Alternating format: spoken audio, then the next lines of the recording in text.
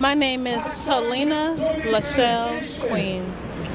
Hey, thank you for sitting down with me again. Last time that we spoke, you mentioned that this is like the Super Bowl of poetry happening here today. Can you tell me what is happening here at the Great Falls in Paterson? At the Great Falls today, we're having Words Around the World. It is a space for all the multicultures that we have in our community. So we've had Palestinian poets, Bangladeshi poets, Italian poets, African American poets, like every culture that we could find to come into this space. We really wanted to have an expression that was the multicultural existence of Paterson in this space today. And it is part of the Paterson Poetry Month. So October has been named as officially the Paterson Poetry Month. What are we seeing here today in regards with poetry, and what impact does this have on the Paterson community? Well, I hope that the impact that it has is that they know that there is a space for their voice, and that's the reason why we call it the Super Bowl event, because poets don't often have like a big stage to go to. It's like a little club here, a little space there, but we really wanted to create a big stage for poets. And so this is one of the ways that we're doing it. This is the third outdoor event that we've done this month. One was at the Dye Mansion at this beautiful, beautiful George Washington headquarters. So we had that on October 4th and October 5th. And today is the 12th, and we're doing it here today. And so we're talking about hundreds of students from around the Paterson area at the Dye Mansion enjoying poetry. So we hope that the impact that it has is that they know that there's a space for their voice and that their voices are important and they can be celebrated. So you're a writer yourself. You have a master in fine arts. You're the chair of the art commission. What inspires you to do the work that you do here in the city? I'm foolish, no. I was born to do it, I think. You know, I don't think I have a choice to be a writer, but I could be a writer just alone in my own room and not share with anybody. And so I think that I have a connection to community, and I'm also a poet, and so I've married those things together. And as poet laureate, I could just wait for the mayor to ask me to read at an official ceremony, but I think as a civic duty that it's important for me to use this platform so that other writers and people who love writing could have a space to do things. That made me tearful for some reason. Okay. So it's really incredible listening to all the poets here today. Diversity is, it seems like it's always shining here in Paterson. What else can we look forward to in the arts or just any events that are happening here in the city?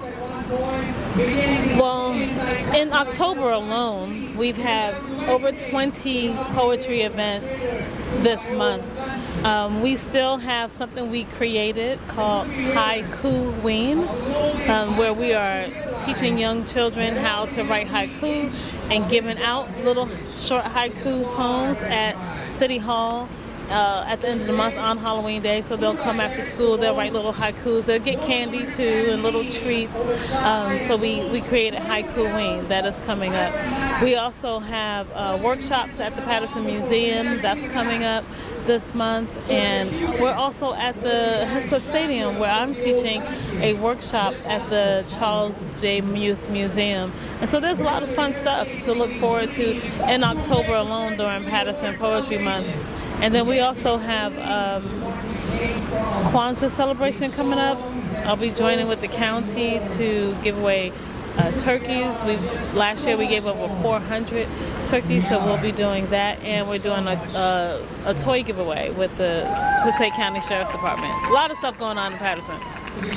What is your creative process like? You mentioned before that your grandfather was a writer, so what inspires you to write? What does that process look like?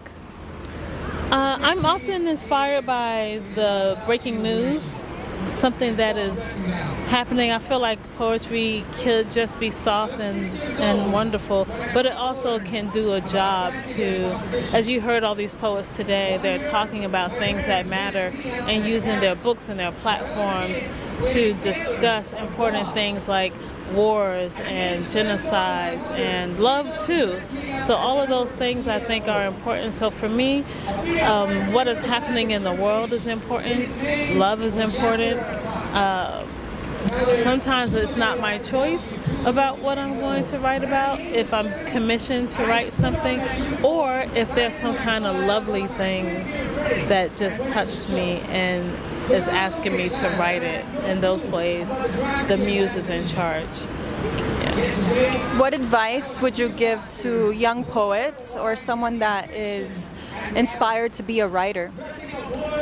To be disciplined and go ahead and do it. So many writers talk about writer's block, but you don't ever hear a basketball player say have basketball block, right? They get up, they practice, and they do the drills, and they get it done. And writers, I think, should do the same thing. Get up, do the drills, and push out the work. So we don't believe in, at Wordseed Inc., we don't believe in writer's block. So if you're a young poet and you're thinking, oh, what can I do? Just do it. What's next for Wordseed Inc. and for yourself?